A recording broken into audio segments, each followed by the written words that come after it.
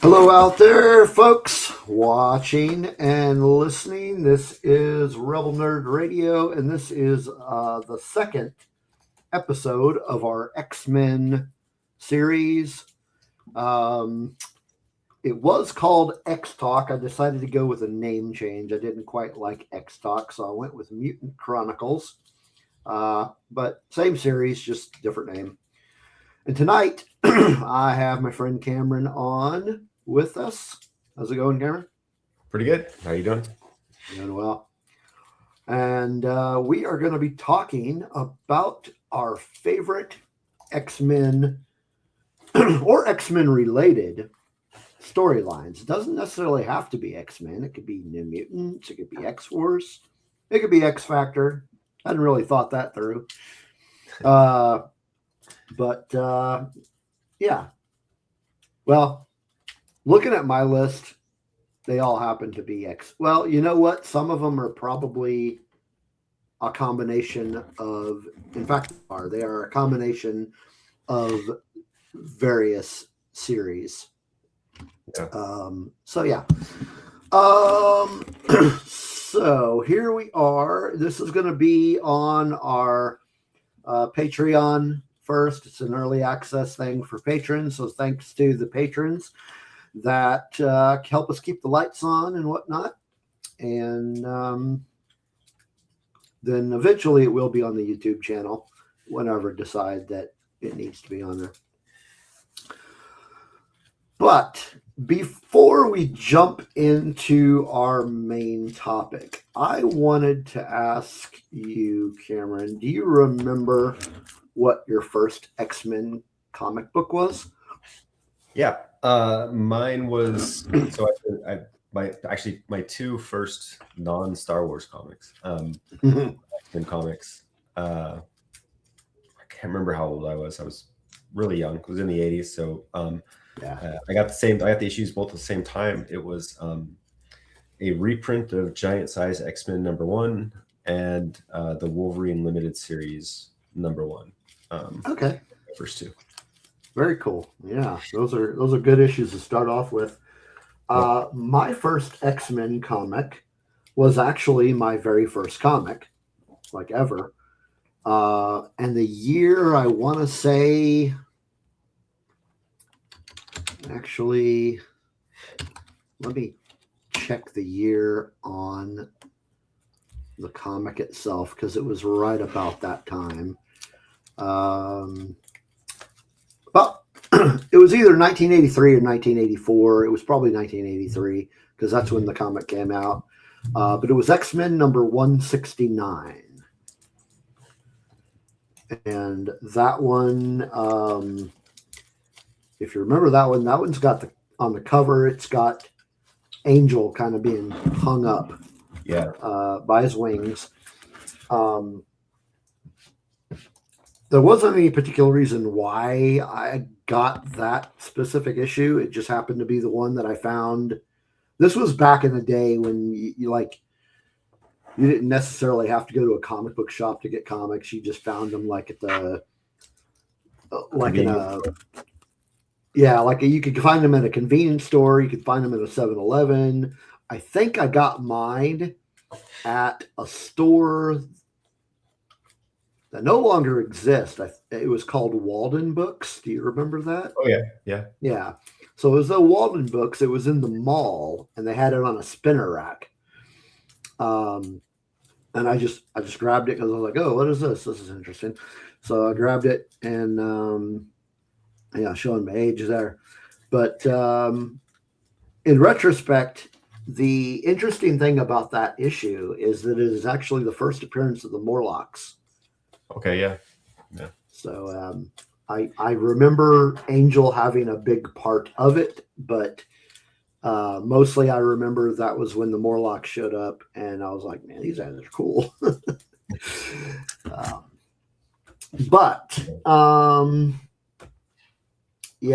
So X-Men has been a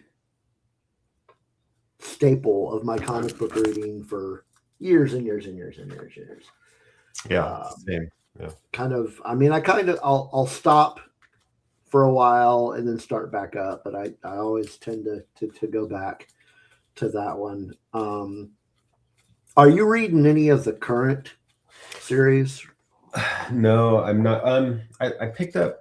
Actually, I think I read a bit of the new Psylocke series and the new X-23 series. It's because I like those characters. Yeah. But I haven't really followed any of the. It's all kind of after the Krakoa thing. It just kind of, I just lost track of it. There was so much going on with all that. Yeah. I just lost track of it all. Yeah. So I was reading the series that came out after the Krakoan era. And I read several of the titles. I didn't read them all because some of them I was just like, I don't care. But I kind of stuck to X-Men and Uncanny X-Men. Both of those were really good. And then they kind of put those series on hold for this new Age of Revelation thing. It's kind of a crossover event that's going on. I was not planning to read it because I saw how many different titles were going to be part of that. And I was like, yeah, I'm done. I'm tapping out on that one. And then a few weeks ago, I was like, you know what? I'm going to read a couple of them and see what it is. So I read like the kickoff series. It was like, it was a number 0 and it was, Christ, now I can't remember the name of it. Give me a second. I've got it in my notes here. It was, it was just called Age of Revelation number 0. It was kind of the kickoff. So I read that, and then I read a couple other ones, and I was like, yeah, crap, I'm going to have to read this whole thing. But I'm only going to read the main story, and I'm not going to read any of the tie-ins. But I'm not done with that. But the last issue actually just came out today. We are recording this, by the way, it came out yesterday because today is not Wednesday. It came out yesterday. We're recording this on New Year's Day, 2026. But yeah, the last issue came out yesterday. And then the regular series is supposed to pick up again. But that being said, as far as X-Men goes, I just recently, like a couple of weeks ago, probably not even that long, maybe a week ago, I started this grand adventure to reread the entire Claremont era.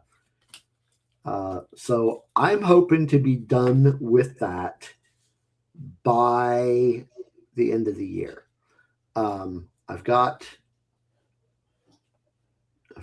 this photo here that I'm trying to get loaded on the screen. There it is.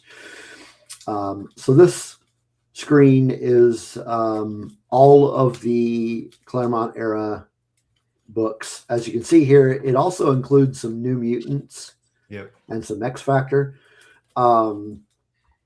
So just to give you an idea, as you can tell that it's kind of set up or split up into these sections here.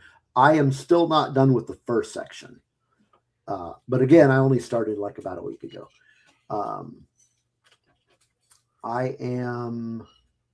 What did I finish last night? I finished 105. So I still have quite a bit to go. So I'm hoping to be done by the end of the year. Not making any promises though. Okay. There's actually, we'll get to it when we go over our favorites. There's something that's a Claremont comic, X-Men comic that's not on there that you'll need to add to it. That's not there. Let me look at this list again. I think there is. Oh, it's just called Marvel Graphic Novel number 4. I see it. It's not. Okay. Yeah, there is a Marvel storyline that is on my list that is not part of the main continuity, but it is one of my number 5. And so you and I did not discuss our list, so we might have some. There is a possibility of having duplicates because I'm sure. we did not reveal our secrets to each other. So without further ado, how I generally do these type of lists, if you have not seen me do one of these before, I picked 5, and I'm basically going like a countdown show, like 5 being the least favorite of the 5, and then until we get to the number 1 favorite. So I'm going to let you start off with your number 5. And if you didn't rank them like I did, that's fine. Just mine are kind of ranked, but it's a very wishy-washy. Yeah. Yeah.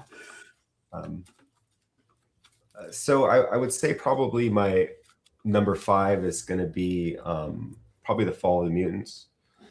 Okay. Just because of, it had a the first appearance of or the transition of Angel to Archangel fully, and it was I think the second big overarching where they started doing a whole bunch of the story spans multiple issues or multiple titles, excuse me. Yeah. And of course it has Apocalypse in it, which is always a favorite with me, and the Four Horsemen. So that's kind of number 5 for me. Yeah, that's good. Okay. So yeah, that is not on my list. It's a good story. I don't remember enough about it. It's been forever since I've read that. But just to give you some background on that, listeners, watchers, viewers, whatever, that storyline, like Cameron said, it was a comic book crossover.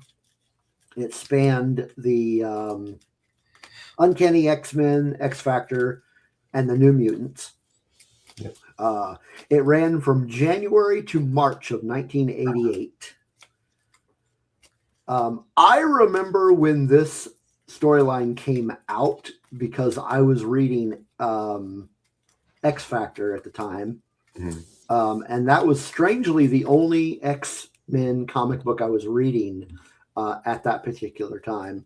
I really liked the X-Factor comic, and I had started that one from the first issue. So yeah, I ended up reading all of this. But again, it's been so long since I've read it, I don't remember a whole lot about it. So it just didn't end up making my list. Yeah, it's notable for Archangel being the new Horseman of Death, and also I think it's the first story arc it introduced the Mutant Registration Act. So kind of the beginning of all that. So. Did you know that I'm trying to find the name of it, but there was a video game based on that storyline. Yeah. It was an old, like early 1990s, because it was like a DOS game. It was called Fall of the Mutants. I just found it. Yeah, Fall of the Mutants, developed by Paragon Software. 1990. I never played it, but I never played it either. I don't think around, I think that time, maybe I was playing Doom on Unix machines, Solaris. Around that time. Oh man, so that was a good pick. Follow the Mutants. That would it would probably make my top 10 if we were doing a top 10. Because it does have some Claremont. It's a Claremont story, so those are all good. So I'll get to that eventually, rereading it again. Yeah. Plus, you had Louise and Walt Simonson on issues. Mark Silvestri. So that's right. Some good creators, good stories. Yeah, Louise Simonson did some really good stuff. Yeah. The Freedom Force is the whole, Mystique trying to be a good guy. Yeah. Good times. All right. So my number 5,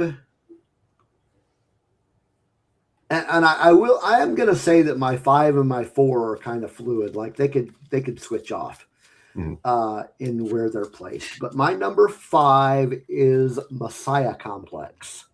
Okay, that's not on my list. Yeah. That one was another crossover. It was. It ran from October 2007 to January 2008. It was the direct result. This crossover event was the direct result of another crossover event called House of M. Yeah. And had tied into the whole decimation event where basically most of the mutants died. And and it was a big freaking mess. And so basic plot line of this is the birth of the first mutant since decimation, and essentially involves a war between multiple factions trying to attain this child for themselves and their own purposes. Had a lot of writers: Ed Brubaker, Mike Carey, Peter David, Craig Kyle, and Christopher Yost. Some of the artists were Mark Silvestri, Scott Eaton, Humberto Ramos, and Chris Bacalo. Yeah, some really good creators. Humberto Ramos being my favorite Spider-Man artist. Yeah. Also, did a lot of good stuff. A lot of good stuff there. Chris Bacalo was really good. Yeah. Of course, Silvestri. Yeah, definitely. So Messiah Complex was actually the first of a 3-part series that also included Messiah War and Second Coming. Messiah War almost made this list, but I think Complex just kind of edged it out for me. Yeah. I think this was around the time of Iceman's I like a lot, especially like after his second mutation, which I think was around House M. Yeah, and like at the point of Messiah Complex, and I think I have the issue where Mystique like helps him unlock makes him realize that he's now he's an Omega level mutant. And so that was really cool. I liked that. Yeah, it was really good. I really liked it. Well, not just because, but something that didn't hurt was my favorite X-Men character is actually Cable, and he was heavily featured in this storyline, and essentially he's, spoiler alerts here if you've never read it, at the end he basically ends up taking the baby for himself. Yeah. And the baby, by the way, another spoiler here, the baby's name is Hope Summers, and she becomes a pretty significant part of X-Men moving forward. Yeah. She's pretty fucking powerful. Yeah. Despite her last name not really Summers' offspring. Yeah. Last name. Yeah. But yeah, so Messiah Complex is my number 5, and that brings us to your number 4. Sure. So this probably might be on a lot of people's number 1, but so my number 4 is going to be Days of Futures Past, which I'm sure is on a lot of lists. But this was our first look at what what the world would be like if the Sentinels won, and like that dystopian kind of it's almost like a even though it came out before it, but it's almost like a sequel to Fall of the Mutants in some ways, in that mutant registration happens, and the mutants are mostly eradicated, along with many other superheroes. Yeah. And then Chris Claremont and John Byrne, you can't really beat that that story or that creative team. And yeah, it's just a good time for all but the people involved in it. Yeah.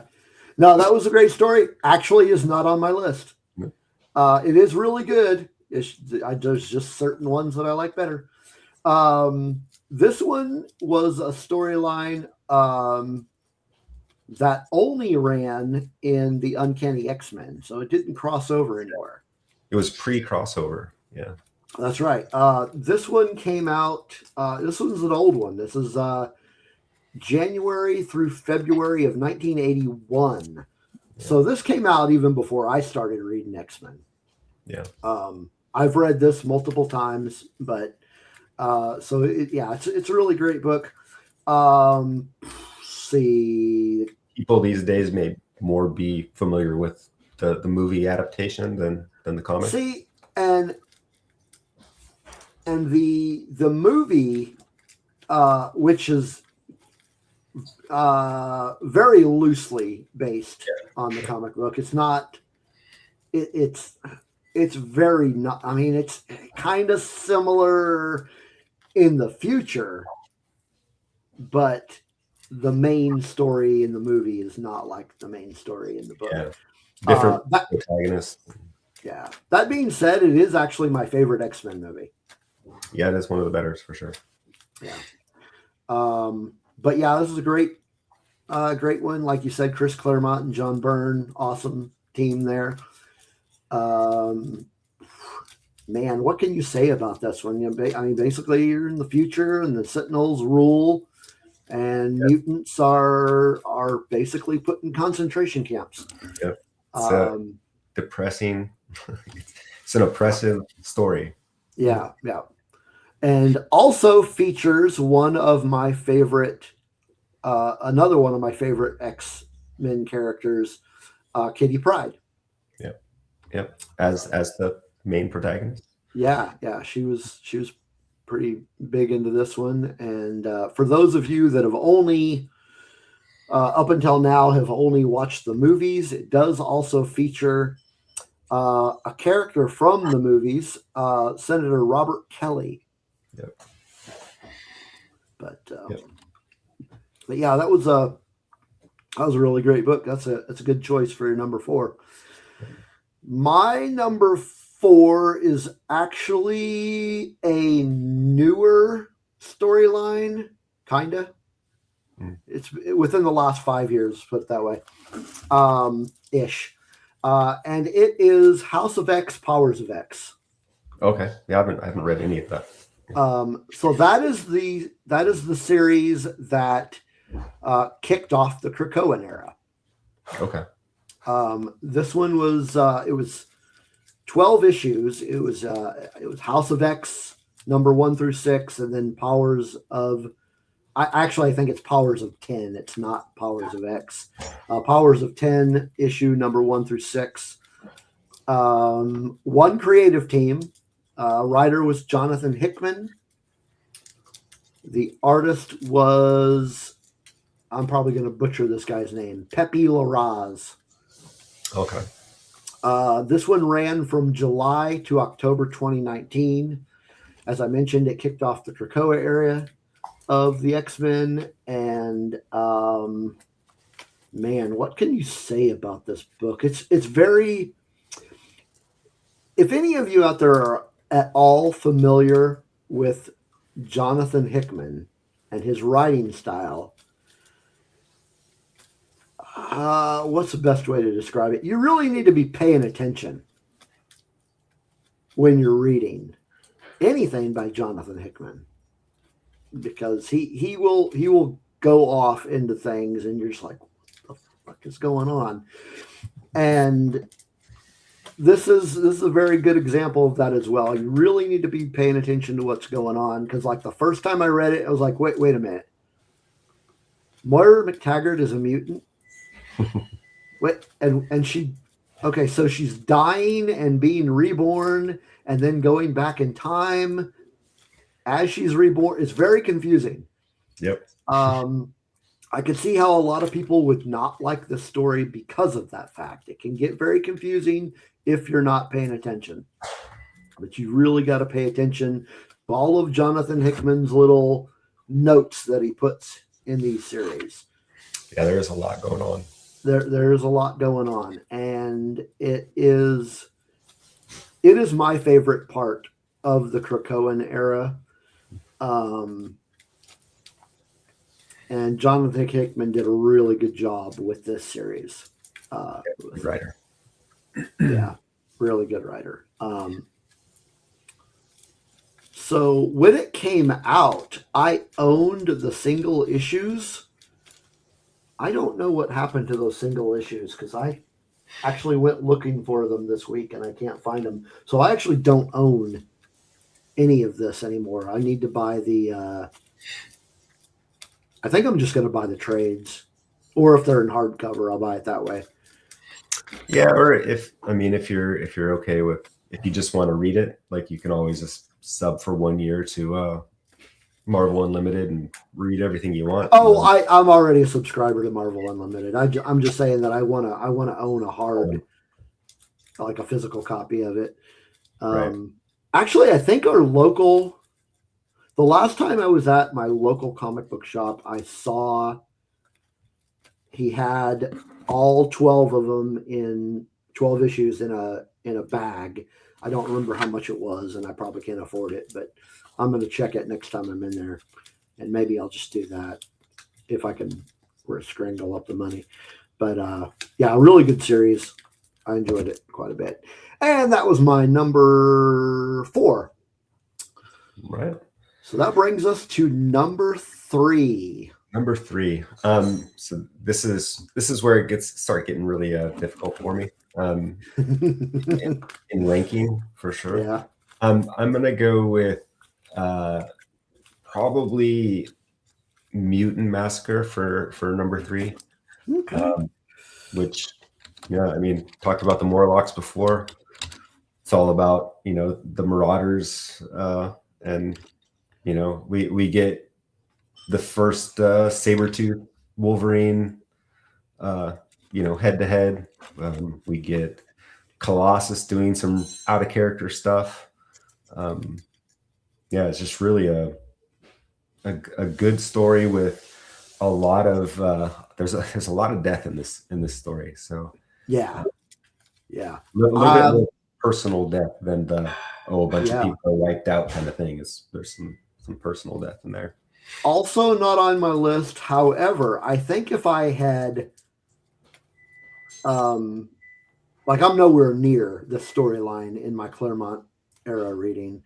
If I had read this recently, this is a lot like Fall of the Mutants. It's a really good story. I remember bits and pieces of it. I don't remember enough to say, yeah, this was a favorite.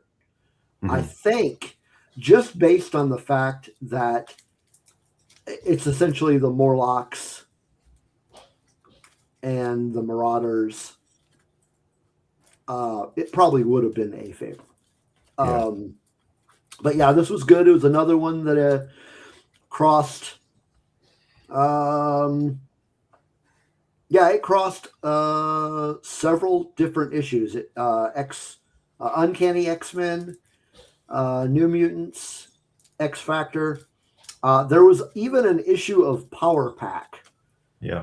And then also a couple of issues of Thor were part of this storyline.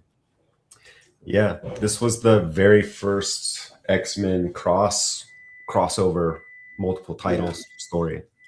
Yeah. So this one came out in 1986. It ran from October to December. And let's see, who was the creative team? Chris Claremont, Louise Simonson, and Walter Simonson were the writers. Walter Simonson was one of the artists. Yeah, The other artist, yes, was John Romita Jr. That's a huge name in comic books. And then also Saul Buscema.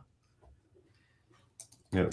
was an Not to be artist. confused with Sal Buscema, who was Right. another, or Sal Buscema, and then there's another one, John Buscema, right? So the other one. Yeah. Yeah. So yeah, this is I'm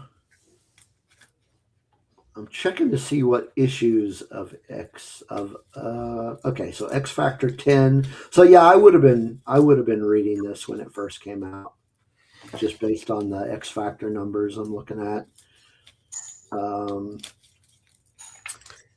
Yeah, there's interestingly, there is a and something I didn't bring up in the Fall of the Mutants one, usually because I confuse it of where it happened with this one or Fall of the Mutants, but the death of Cypher was in, I think, the Fall of the Mutants, which was kind of like one of the first big deaths for me. Yeah. In that one.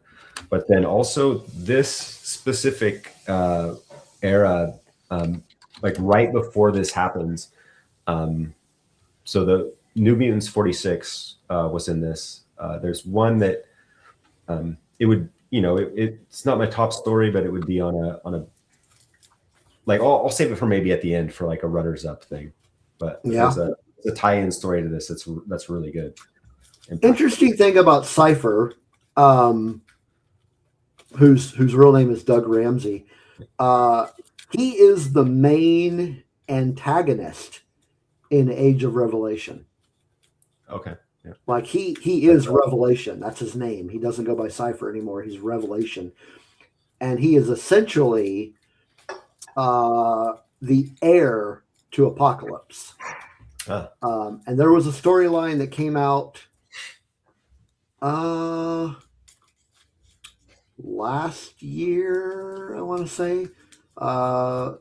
It ran for like 3 or 4 issues, called Heir to Apocalypse. And it was like, so I've read the first issue. I have not read the rest, but I plan to. Essentially what I got from the first issue was that Apocalypse is holding like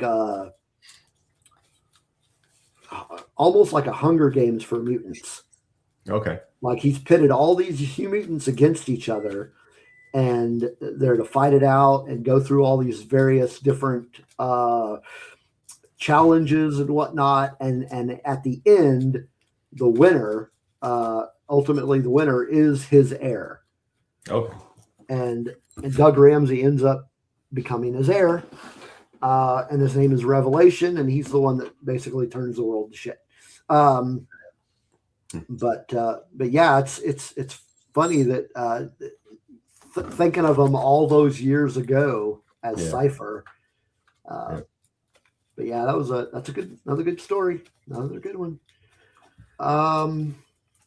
Where does also the harpooning angel, kind of the start of what culminates in Fall of the Mutants, but him being the beginning of him becoming the Horseman of Death for Apocalypse, Archangel.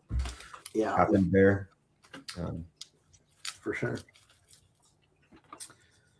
All right, that brings us to number 3. My number 3 is God Loves, Man Kills.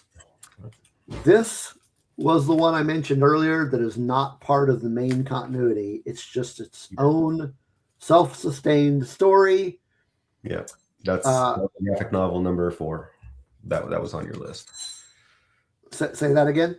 It's series Marvel graphic novel. Yeah. That's number 5. Excuse me. Yeah. So this one came out as a graphic novel in November of 1982. It was written by Chris Claremont, of course, and the artist was Brent Eric Anderson. Yeah. And it was very loosely adapted into the movie X-Men United, which was X2. Yeah. And it heavily features William Stryker, who in the book is not an army general. He's actually a televangelist. Yeah. And he is he's basically like the whole story is about their conflict with him and him wanting to eradicate mutants because he thinks they're an abomination. Abomination. It's This is one of those books that if you didn't read X-Men in the 60s when it came out, you can be certain that if you read this, you would see this as why a lot of people say the X-Men reflect society. Yeah, but I think even Stan Lee has straight up said that it was it's like a commentary on civil rights in America in the 60s. So right. Yeah. And if you didn't catch that from the 1960s books, this one, it'll stare you right in the face, because this is like, this book is basically an allegory into the persecution of minorities.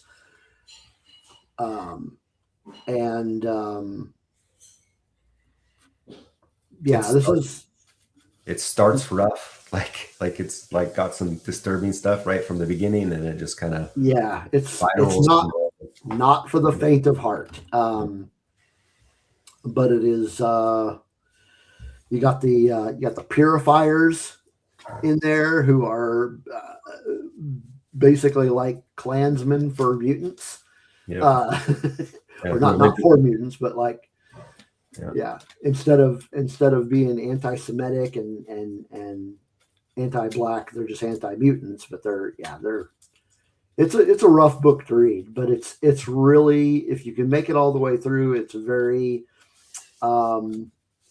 meaningful and really great story. And probably why X2 might be another one of my favorite X-Men movies. Yeah, that's my favorite of the original three for sure. Oh yeah, the original three, absolutely. Yeah. All right, so that brings us to your number 2. Are we on your number 2 now? Yep. Yeah, we are. So my number 2 is the whole Age of Apocalypse storyline that runs through so many comics. Took over the entire X-Men line for months. Imagining what happened if Xavier died and Magneto took up his mantle. Yeah. So extremely good storyline. I love it. It's a good one. Yeah. And I guess I'm gonna have to spoil something, but that one is on my list. So we will be talking about that one again. Nice. I'm really interested to know what your number 1 is now, because if that's not your number 1, what is? Wow. Yeah. This should be good. This should be good. So many good creators. Scott Lobdell, Mark Waid, Fabian Nicieza, Larry Hama, Jeff Loeb. So many, and then the artists. It was the first time I saw Joe Madureira doing art. Brought that kind of anime style to. Larry Hama even wrote some of this. Yeah, Larry Hama, Adam Kubert, Chris Bacalo, Salvador LaRocca, Tony Daniel, Andy Kubert, so many good creators. Ian Churchill. This event was just freaking huge. Yeah, just huge. And we'll get more into it here in a minute.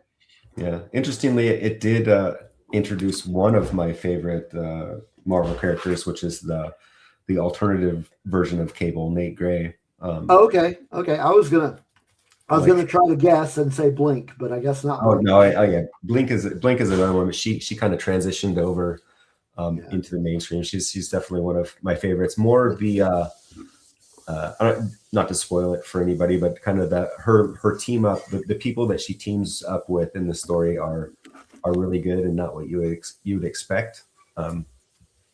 Which are great. Yeah. Yeah, Nate Gray was amazing. He was a cool character. Yeah, yeah. I like the whole tie-in with Mr. Sinister, and yeah, all that was really good. Yeah, yeah.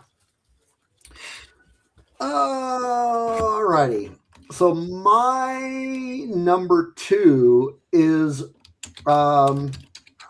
so I'm going to admit something.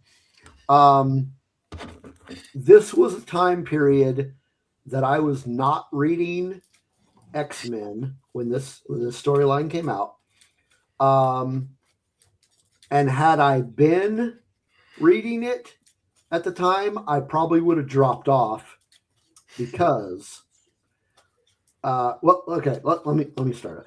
So my number 2 is E for Extinction. Okay. Those of you that follow Rebel Nerd Radio fairly religiously, I guess to put it, you know that Grant. I am not the biggest fan of Grant Morrison.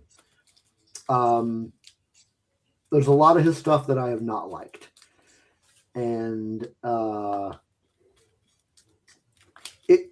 we discussed this on our most recent episode of Kryptonian Chronicles because we did a review of oh Christ, which one is one he wrote? All-Star Superman.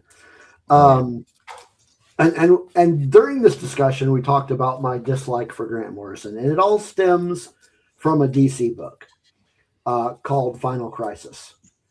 Okay.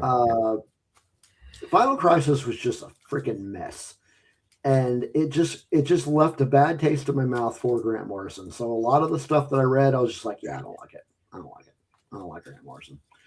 But that over time kind of has changed. My opinion of Grant Morrison has bettered. Let's put it that way. So I want to say, man, maybe only a year ago is when I finally read this. Okay. Maybe 2 years ago, because I'd read it before Deadpool and Wolverine came out. I know I read it before that. Yeah. So we're talking like 2 years. So I was like, you know what? So it's Grant Morrison. I don't care. I'm going to read it anyway. I wound up reading the entire Grant Morrison run because I love it so much. And I was originally, when I wrote this list, I was just going to say the Grant Morrison run of New X-Men. And they're like, let's tie it down to one storyline. So E for Extinction is the first story arc that basically kicked off the Grant Morrison X-Men series. This story arc ran from July to September 2001. The artist on this that we often see paired up with Grant Morrison for some reason was Frank Quitely. Yeah. Very interesting art style. Very, very interesting art style. A little less heroic proportions, more like human proportions, I guess, in terms of this art. Yeah. So strange, very strange that a Grant Morrison book has made a top 5 list for me. So this story was published in New X-Men number 114 through 116. Yeah. Like, good story. And yeah, so this is the storyline that introduces a character by the name of Cassandra Nova. One of the most amazing characters to ever come out in the last 20 years of X-Men. Yeah. Definitely one of the better dark side of Xavier type. We've had it now. This is probably my favorite dark side of Xavier type villain, so for sure.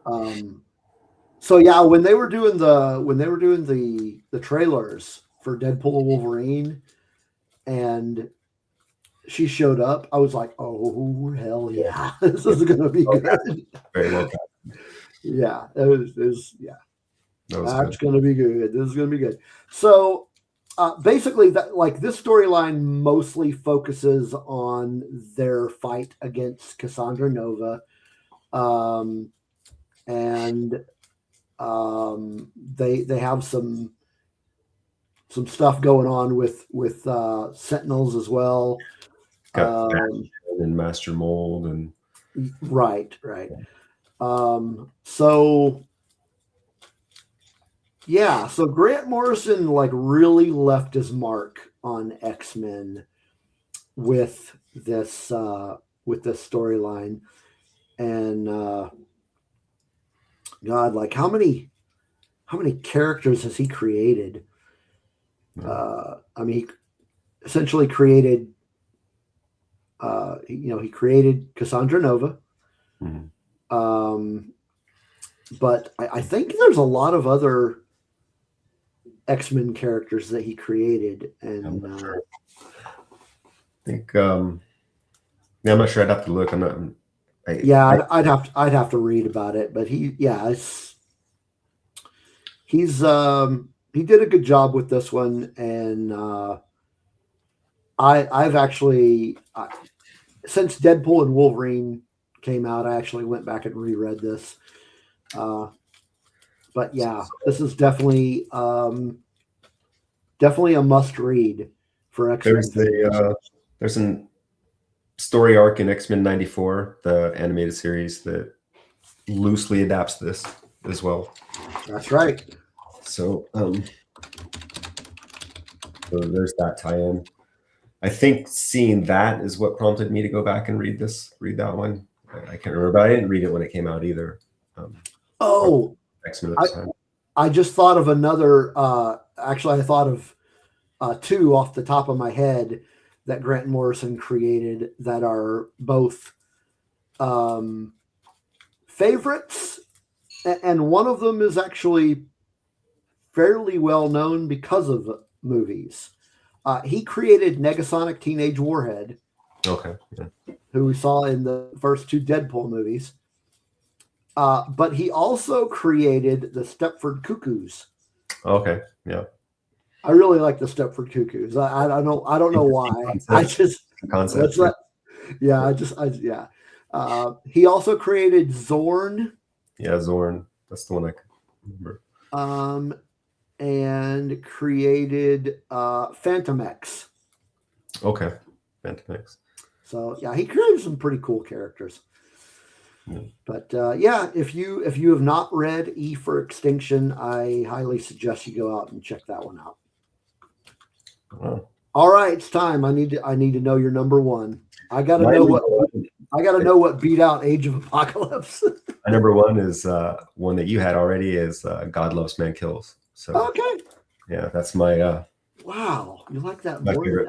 Okay, yeah. That's fair. Yeah, I mean, it's such a. Just because it's so much, it's so grounded in reality. I get that. Okay, yeah. It just seemed more. It's kind of the whole reason why, similar to like the reimagining of Battlestar Galactica, was I like so much, just because it's so allegory of like the world, as it was at the time, and it's the same thing with this. It's almost like a character study into how horrible we as humans can be. So, true that. And how fanaticism can take hold of people. So yeah, so that's probably my most my favorite and the most impactful to me. Yeah, no, I could get that. Nobody can blame me for that being your number one, man. It's a good story. Yeah, it is really good. All right, well, what's number one was your number two. Age of Apocalypse. Man, I was reading X-Men when this hit, and I was just freaking blown away. Like, holy hell! You just killed Professor X and screwed up the universe. And this story arc. It went for a year. It started in 1995 and didn't end until 1996. You've already mentioned a lot of the creators. Yeah. But this also affected it. Didn't just affect the X-Men. Yeah. It affected everything in the Marvel universe. Like there was a couple of issues in this storyline called X Universe. Yeah. Where it talks about some of the other Marvel characters like Thor and Spider-Man and like what happened to them. Some of them died. Some of them did not make it. Yeah. I think. And there's members of the Fantastic Four are integral to the storyline. Yeah. But this is God, there is so much, like, you can't do a proper like we are planning on doing an episode just on Age of Apocalypse. And when I was talking to the gentleman who's going to be co-hosting that one with me, we have already had the discussion of splitting it up into multiple parts. Yeah. Because it is just so massive. There's like you cannot do an overview justice because there's so much going on. Like, okay, well, do you talk about Legion Quest first? Yeah. Because that you wouldn't have Age of Apocalypse if there was no Legion Quest. But yeah, you've got like the events of Age of Apocalypse. You got Magneto. Basically, he's a good guy, married to Rogue. Yeah. Somehow they have a kid. Yeah. And then you've got all these offshoot groups. Yeah. Some of the X-Men characters that you know and love, that sometimes have been your favorite heroes, are bad guys. Yeah. Cyclops you might have seen in a recent Deadpool and Wolverine movie for a split second. Yeah. Yeah. So you've got that. You've got the I say the reintroduction, but there may have been another reintroduction of the concept of the Macran crystals. Yeah. But that makes a big part. Bishop is a huge part of this. Doesn't really spoil anything, but kind of alluding back to that Blink thing. Like her interactions with Wildchild and Sabretooth are just their little sub team is like super, super cool. And turned Wildchild into strangely one of my favorite characters. He was so good in that. That was a good good team. That was the not the amazing, that was the astonishing X-Men. Yeah, that was astonishing. But you had, oh my gosh, I mean, Gambit Gambit had his own team. One of the characters that is pretty, well, I don't know if you would use the word important, but pretty prominent in the mainstream universe that I don't remember ever seeing in Age of Apocalypse was Psylocke. Right. Yeah. Yeah. I don't know if she was in there. She was not in the original run. She showed up when Marvel Comics decided to revisit the storyline like 10 years later. Oh, okay. Yeah. But in the original run of Age of Apocalypse, she never showed up, which I found kind of weird. But yeah, I think this might have been that same time where like things were going on with like, is she Betsy Braddock? Is she Quanon? Is she like that whole thing? I can't remember exactly when that took place, but that might have been around that time. So in the story that came out like 10 years after, she appeared in her Asian form. Okay. So as the title suggests, this is basically, so what happens is in Legion Quest, Professor X's son goes back in time, and his whole idea is to kill Magneto so that he's trying to help his dad out. Accidentally kills his dad. Yeah. Well, and they're friends at the time, and Yeah. your dad is Mr. Professor X, who's a selfless person, and his Yeah. best buddy's about to get. Yeah. What's he gonna do?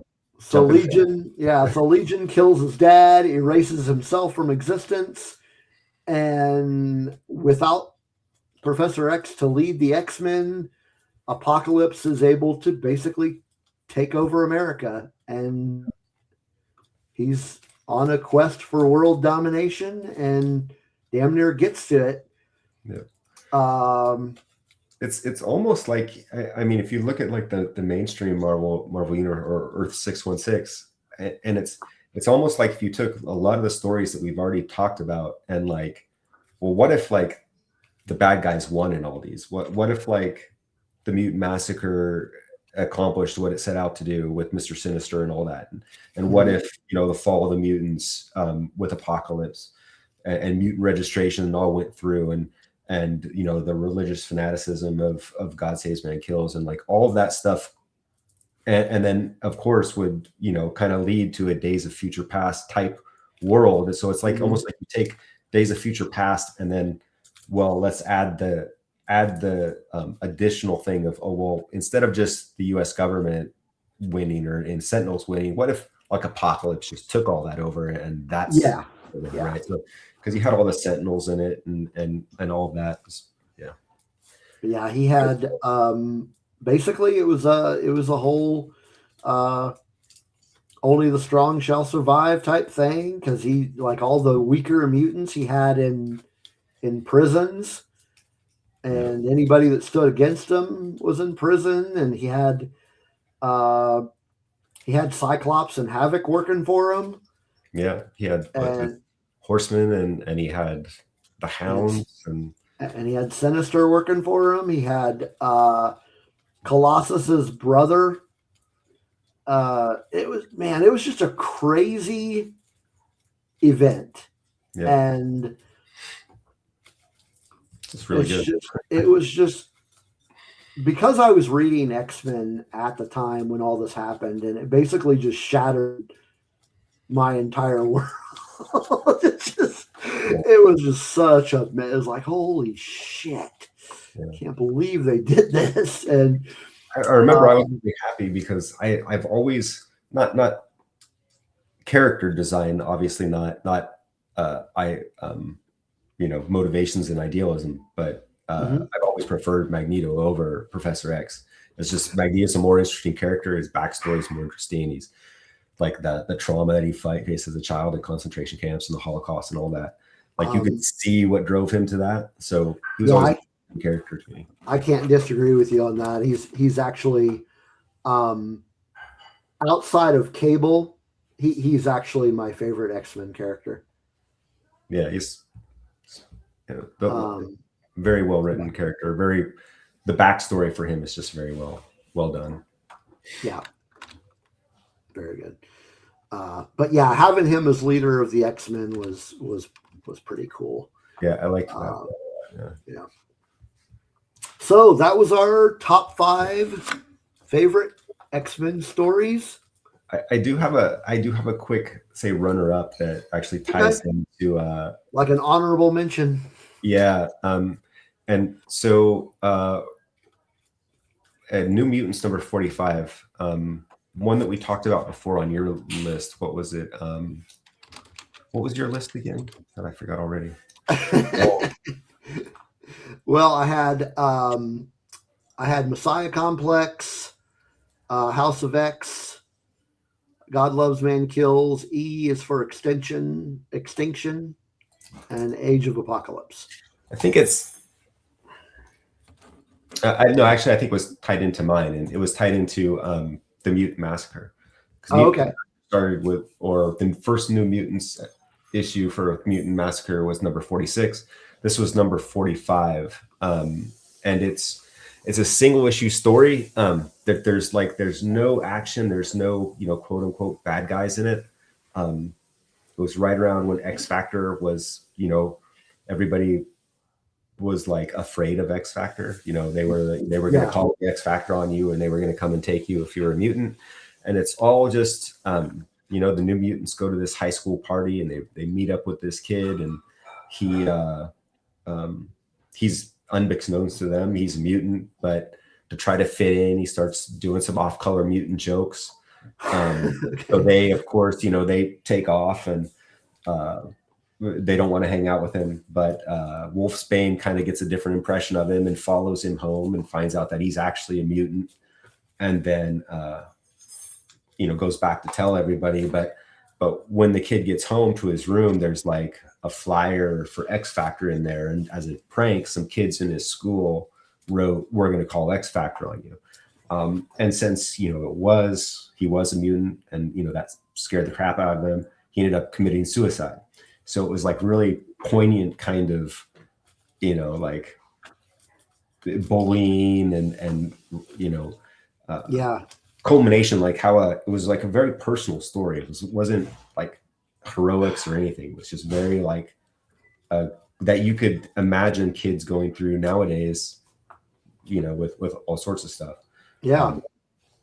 It's like those stories that are very like that you can relate to in the real world. Those are kind of like the most impactful for me. So yeah, that was I highly recommend reading that as a single issue story. It's really good. New Mutants number 45.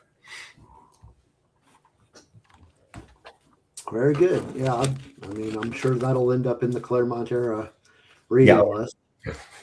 Yeah. He's the writer on it, which is kind of a theme for most of my favorite. Yeah, that's fair. I mean, he's Claremont. So there's a reason that he wrote X-Men for so freaking long. Yeah. All right. Well, first of all, thank you, Cameron, for hanging out and talking X-Men with me. We'll have to do it again when we come up with another idea for a topic. We've got several ideas kind of in the pipe. It's cool talking X-Men with friends. Also want to thank the patrons for helping us out, giving us money, keeping us alive. And you'll be seeing this first. And then thanks to everybody else who views this, and all the supporters of Rebel Nerd Radio. And hopefully we will be back sooner than later. Because, like I said, this was the second episode of our X-Men series. And it's been a really long time since we've done the first one, so it's good to be back and do that. But that's all we've got. So keep an eye on our social medias. I'm going to throw the banner up here so you can know where to go for all our social media. It's bio.link/Rebel Nerd Radio. And that'll take you to our Discord server links, all our social media, takes you to our merch page, takes you to our Patreon page if you'd like to support. Remember, that's only $2 a month. Basically, just helps us pay our StreamYard bill. But keep an eye on those, and we'll let you know when another episode of this is coming soon. And check out our regular series every Tuesday at 7 p.m. Eastern Time, right here on YouTube. Later. See ya.